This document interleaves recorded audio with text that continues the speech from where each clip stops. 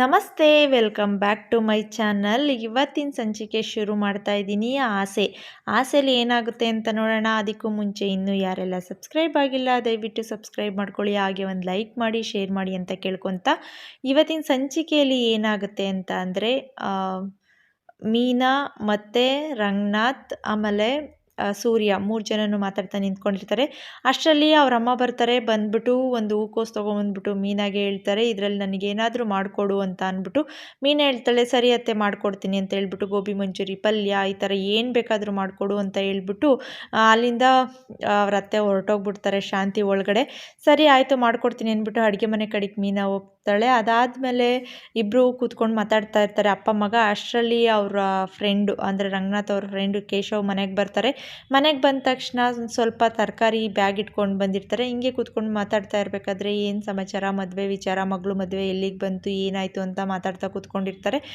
ಅಷ್ಟರಲ್ಲಿ ಅವ್ರು ಹೇಳ್ತಾರೆ, ಇಲ್ಲೆಲ್ಲ ಚೆನ್ನಾಗಿ ನಡೀತಾ ಇದೆ, ಇದಕ್ಕೆಲ್ಲದಕ್ಕೂ ಕಾರಣ ಮೀನಾ ಮತ್ತು ಸೂರ್ಯ, ಇವರಿಂದನೇ ನಾನು ಇವತ್ತಿಷ್ಟು ಖುಷಿಯಾಗಿರೋ ಕಾರಣ ಆಗಿರೋದು ಅಂತ ಅಂದ್ಬಿಟ್ಟು ಅವ್ರು ಹೇಳಿದಾಗ ಅವ್ರೇನು ಮಾಡ್ತಾರೆ, ರಂಗನಾಥ್ ಅವರು ಲವ್ ಗಿವು ಅಂತ ಅಂದರೆ ಇವನು ಅಷ್ಟು ದೂರ ಹೋಗ್ತಾ ಇದ್ದವನು ಇವತ್ತು ನಿಮ್ಮ ಮಗಳಿಗೆ ಈ ಥರ ಎಲ್ಲ ಸಹಾಯ ಮಾಡ್ತಾ ಇದ್ದಾನೆ ಅಂತ ಕೇಳಿ ತುಂಬಾ ಖುಷಿ ಆಗ್ತಾ ಇದೆ.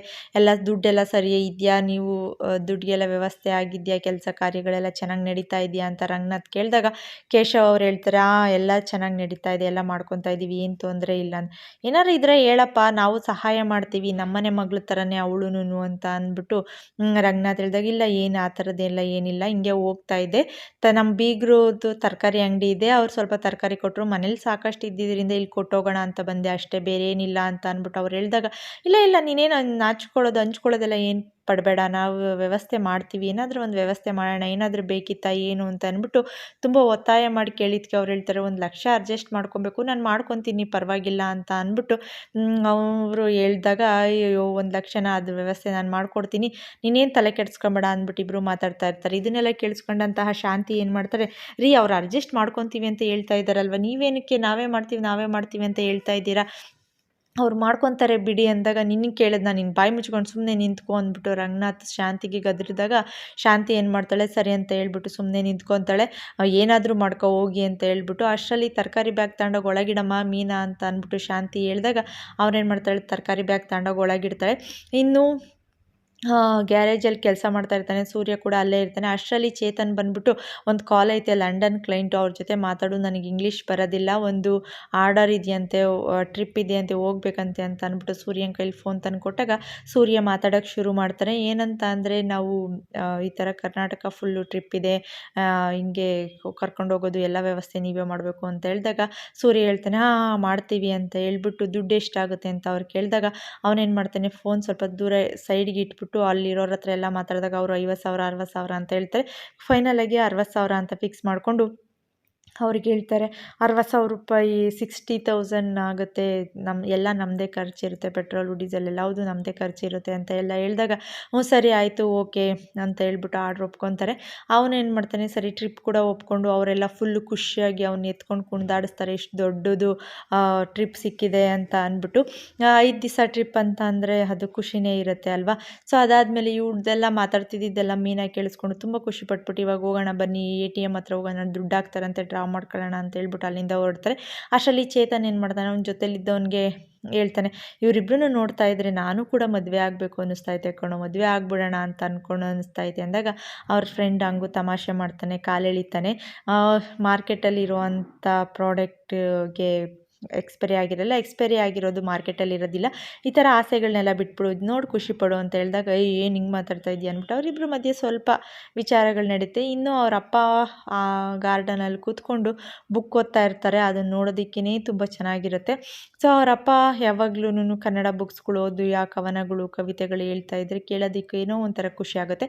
ಅಲ್ಲಿಗೆ ಶಾಂತಿ ಕೂಡ ಬರ್ತಾಳೆ ಕಾಫಿ ತಗೊಂಡು. ಅವ್ರ ಅಪ್ಪಂಗೆ ಆಶ್ಚರ್ಯ ಆಗುತ್ತೆ, ಶಾಂತಿ ಕಾಫಿ ತಗೊಂಡು ಬಂದ್ಲು ಅಂತ ಅಂದ್ಬಿಟ್ಟು. ಅಷ್ಟರಲ್ಲಿ ಏನು ವಿಚಾರ ಏನಂತ ಕೇಳಿದಾಗ ಅವಳು ಹೇಳ್ತಾಳೆ, ಅವರು ₹1,00,000 ಹೊಂಚ್ಕೊತೀವಿ ಅಂತ ಹೇಳಿದ್ರಲ್ಲ, ನೀವೇನಕ್ಕೆ ರೀ ಆ ಥರ ಅಷ್ಟೊಂದು ರಿಸ್ಕ್ ತೊಗೊತೀರಾ? ಹಂಗೇನಕ್ಕೆ ಇದು ಮಾಡ್ತಾ ಇದ್ದೀರಾ? ಈಗ ನಮಗೆ ಇಲ್ಲಿ ಈ ಥರ ಇರಬೇಕಾದ್ರೆ ನೀವೇನಕ್ಕೆ ಆ ಥರ ಮಾಡ್ತಾ ಇದ್ದೀರಾ ಅಂತ ಅಂದ್ಬಿಟ್ಟು ಹೇಳಿದಾಗ ಅವ್ನು ಸರಿ ಆಯಿತು ಅಂತ ಹೇಳಿ ಅವರಿಬ್ಬರು ಮಾತಾಡ್ತಾ ಇರ್ತಾರೆ. ಅಷ್ಟರಲ್ಲಿ ಸೂರ್ಯ ಮತ್ತು ಮೀನಾ ಇಬ್ಬರು ಬರ್ತಾರೆ. ಅಲ್ಲಿ ಬಂದಾಗ ನೀನು ಮಾಡಿದಂಥ ಪುಣ್ಯ ಅಪ್ಪ, ನೀನು ಮಾಡಿರೋದಕ್ಕೆ ಇವತ್ತು ನನಗೊಂದು ದೊಡ್ಡ ಆರ್ಡರ್ ಸಿಕ್ಕಿದೆ, ಇದರಿಂದನೇ ಅನಿಸುತ್ತೆ ನಾವು ಚೆನ್ನಾಗಿರೋದು ಅಂತ ಅಂದ್ಬಿಟ್ಟು ಸೂರ್ಯ ಹೇಳಿದಾಗ, ಅದನ್ನು ನಿಮ್ಮಮ್ಮಂಗೆ ಹೇಳಪ್ಪ, ನಿಮ್ಮಮ್ಮಂದು ಬುದ್ಧಿ ನೋಡ್ದಲ್ವ ಹೆಂಗೆ ಮಾತಾಡ್ತಾ ಇದ್ದಾಳೆ ಅಂತ ಅಂದ್ಬಿಟ್ಟು, ಬರೀ ಬೇಕು ಬೇಕು ಅಂತಾಳೆ, ಕೊಡೋದಕ್ಕೆ ಮಾತ್ರ ಕೈ ಎತ್ತೋದಿಲ್ಲ ಅಂತ ಅಂದ್ಬಿಟ್ಟು ಅವರಪ್ಪ ಎಲ್ಲರೂ ಇದು ಮಾಡಿದಾಗ ಅವಳೇನು ಮಾಡ್ತಾಳೆ, ನಿಂತ್ಕೊಂಡು ನೋಡ್ಕೊಂಡು ಸರಿ ಸರಿ ಅಂದಾಗ ಅವರಪ್ಪ ಹೇಳ್ತಾನೆ, ಇದೆಲ್ಲ ನಿನ್ನ ಹೆಂಡ್ತಿ ಕಾಲ್ಗುಣ ಅಪ್ಪ, ಕಾಲ್ಗುಣದಿಂದ ಆಗಿರೋ ಅಂಥದ್ದು, ಇದ್ರಲ್ಲಿ ನಮ್ಮದೇನಿದೆಯೋ ಅವಳನ್ನ ಚೆನ್ನಾಗಿ ನೋಡ್ಕೊ ಅಂತ ಅಂದ್ಬಿಟ್ಟು ಅಲ್ಲಿಂದ ಅವರಪ್ಪ ಹೊರಡ್ತಾರೆ. ಸರಿ ಅಂತ ಹೇಳ್ಬಿಟ್ಟು ಶಾಂತಿ ಕೂಡ ಮುಂಚೆನೇ ಅಲ್ಲಿಂದ ಹೊರಟಿರ್ತಾರೆ. ಇನ್ನು ಇವರಿಬ್ಬರು ಮಧ್ಯೆ ಮಾತುಕತೆಗಳು ನಡೀತಾ ಇರುತ್ತೆ. ಅವನು ಹೇಳ್ತಾನೆ, ಇನ್ನು 5 ದಿವಸ ನಾನು ಇರೋದಿಲ್ಲ, 5 ದಿವಸ ನಾನು ಟ್ರಿಪ್ ಹೋಗ್ತಾ ಇದ್ದೀನಿ, ಸೊ ನನಗೇನಾದರೂ ಪಪ್ಪಿ ಗಿಪ್ಪಿ ಕೊಡೋದಿಲ್ವಾ, ಕೊಡು ಅಂತ ಕೇಳಿದಾಗ ಅವಳೇನು ಮಾಡ್ತಾಳೆ, ಆ ಪಪ್ಪಿನ ಅಯ್ಯೋ ಅಂತ ಹಿಂಗೆ ಹೇಳ್ತಾ ಇರ್ತಾಳೆ. ಅಷ್ಟರಲ್ಲಿ ನೀನು ಕೊಡಲಿಲ್ಲ ಅಂದರೆ ನಾನೇ ಕೊಡ್ತೀನಿ ಅಂತ ಹೇಳ್ಬಿಟ್ಟು ಕೈ ಇಟ್ಕೊಂಡು ಎಳೆದ್ಬಿಟ್ಟು ಅವನು ಅವಳಿಗೆ ಮುತ್ತು ಕೊಡ್ತಾನೆ. ಸೊ ಅದಾದಮೇಲೆ ಅವಳೇನು ಮಾಡ್ತಾಳೆ, ಯಾಕ್ರಿ ನೀವು ಕೊಟ್ಟರೆ ಸಾಕಾ, ನಾನು ಕೊಡೋದು ಬೇಡವಾ ಅಂದಾಗ, ಹೌದು ಅಯ್ಯೋ ಬಾರೆ ಇಲ್ಲಿ ಮೀನಮ್ಮ, ಹಿಂಗೆ ಹೇಳ್ದೆ, ಕೊಡ್ಬಾ, ಬೇಡ ಅನ್ನೋಕ್ಕಾಗುತ್ತಾ ಅಂತ ಹೇಳ್ಬಿಟ್ಟು ಅವಳು ಕೂಡ ಕೊಡ್ತಾಳೆ.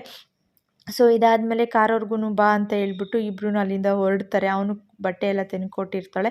ಸೊ ಇದಾದಮೇಲೆ ಕಾರ್ ಹತ್ರ ಬಾ ಅಂತ ಹೇಳಿ ಹೊರಟಾಗ, ಇನ್ನೂ ಅವ್ನ ಕಣ್ಣು ಕಾಣಿಸ್ಲಿ ಅಂತ ಅಂದ್ಬಿಟ್ಟು ಶಾಂತಿ ಅಂದರೆ ಅವ್ರ ಅಮ್ಮ ಮನೋಜನ ಕಣ್ಣು ಕಾಣಿಸ್ಲಿ ಅಂದ್ಬಿಟ್ಟು ಹರಕೆ ಹೊತ್ಕೊಂಡಿರ್ತಾರೆ. ಉರುಳು ಸೇವೆ ಮಾಡಿಸ್ತೀವಿ ಮನೋಜ್ ಹೆಂಡತಿ ಕೈಲೂ ಅಂತ ಹೇಳ್ಬಿಟ್ಟು ಹರಕೆ ಹೊತ್ಕೊಂಡಿದ್ದಾಗ ತಣ್ಣೀರು ಸ್ನಾನ ಮಾಡ್ಕೊಂಬಂದ್ಬಿಟ್ಟು ಉರುಳು ಸೇವೆಗೆ ಅಂತ ಅಂದ್ಬಿಟ್ಟು ಶುರು ಮಾಡಿದಾಗ ಅವ್ನು ಹೇಳ್ತಾನೆ, ಅಮ್ಮ ತುಂಬ ಚಳಿ ಆಗ್ತಾ ಇದೆಯಮ್ಮ, ಏನಮ್ಮ ಇದು ಅಂದಾಗ, ಇಲ್ಲ ಕಣೋ ದೇವ್ರಿಗೆ ಆ ಥರ ಎಲ್ಲ ಮಾಡಬಾರ್ದು, ನೀನು ಸೇವೆ ಮಾಡಬೇಕು, ಉರುಳು ಅಂತ ಹೇಳ್ಬಿಟ್ಟು ಉರುಳಿಸ್ತಾ ಇರ್ತಾನೆ.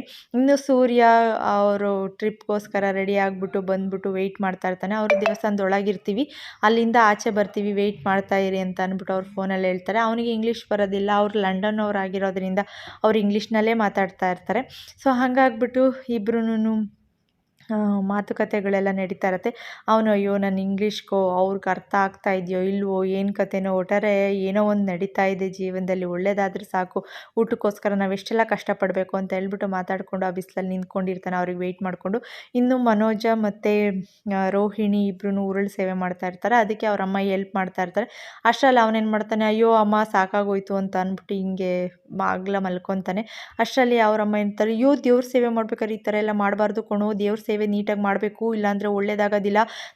ನಾನು ಕೂಡ ಹರಕೆ ಹೊತ್ಕೊಂಡಿದ್ದೀನಿ, ಅದು ದಸರಾ ಹಬ್ಬದಲ್ಲಿ ಮದುವೆ ದಿವಸನೇ ಹರಕೆ ಹೊತ್ಕೊಂಡಿದ್ದೀನಿ, ನೀನು ನೋಡಿದ್ರೆ ಹಿಂಗೆ ಹೇಳ್ತಾ ಇದ್ದೀಯ, ಇದೆಲ್ಲ ನಿನಗೋಸ್ಕರ ಮಾಡ್ತಾ ಇರೋದು ಅಂತ ಹೇಳಿದಾಗ, ಹೌದಾ ಅಮ್ಮ, ನೀನು ನನಗೋಸ್ಕರ ಎಷ್ಟು ಕಷ್ಟಪಡ್ತಾ ಇದೆಯಾ ಅಲ್ವಾ, ನಾನು ಕೂಡ ನಿನಗೋಸ್ಕರ ನೀನು ಹೇಳ್ದಂಗೆ ಕೇಳ್ತೀನಿ, ಆಯಿತು ಅಮ್ಮ ಕಂಪ್ಲೀಟ್ ಮಾಡ್ತೀನಿ ನಾನು ಅಂತ ಹೇಳ್ಬಿಟ್ಟು, ಈ ದೇವ್ರು ತುಂಬ ಪವರ್ಫುಲ್ ಅಪ್ಪ, ನೀನು ಏನಾದರೂ ಬೇಡ್ಕೊ ಅದಕ್ಕೆ ಆಗೇ ಆಗುತ್ತೆ, ನಿನ್ಗೆ ಯಾರ್ಯಾರು ಅನ್ಯಾಯ ಮಾಡಿದ್ದಾರೆ ಕೆಟ್ಟದ್ದು ಮಾಡಿದ್ದಾರೆ ಅವ್ರಿಗೆಲ್ಲರಿಗೂ ತಕ್ಕ ಶಾಸ್ತಿ ಆಗಲಿ ಅಂತ ಅಂದ್ಬಿಟ್ಟು ಕೇಳ್ಕೊ, ಎಲ್ಲ ಒಳ್ಳೇದಾಗುತ್ತೆ ಅಂದಾಗ ಅವನೇನು ಮಾಡ್ತಾನೆ ಅದೇ ಥರ ಕೇಳ್ಕೊತಾನೆ. ಸೊ ಇವತ್ತಿನ ಸಂಚಿಕೆ ಇದಾಗಿತ್ತು. ಮುಂದಿನ ಸಂಚಿಕೆಯಲ್ಲಿ ಏನಾಗುತ್ತೆ ಅಂತ ನೋಡೋಣ. ಅದಕ್ಕಿಂತ ಮುಂಚೆ ಇನ್ನೂ ಯಾರೆಲ್ಲ ಸಬ್ಸ್ಕ್ರೈಬ್ ಆಗಿಲ್ಲ ದಯವಿಟ್ಟು ಸಬ್ಸ್ಕ್ರೈಬ್ ಮಾಡ್ಕೊಳ್ಳಿ, ಹಾಗೆ ಒಂದು ಲೈಕ್ ಮಾಡಿ ಶೇರ್ ಮಾಡಿ ಅಂತ ಕೇಳ್ಕೊತಾ ಇದ್ದೀನಿ. ಈ ವಿಡಿಯೋ ಇಲ್ಲಿಗೆ ಮುಗಿಸ್ತಾ ಇದ್ದೀನಿ. ಮುಂದಿನ ವಿಡಿಯೋದಲ್ಲಿ ಸಿಗ್ತೀನಿ ಅಂತ ಹೇಳ್ತಾ ಥ್ಯಾಂಕ್ ಯು.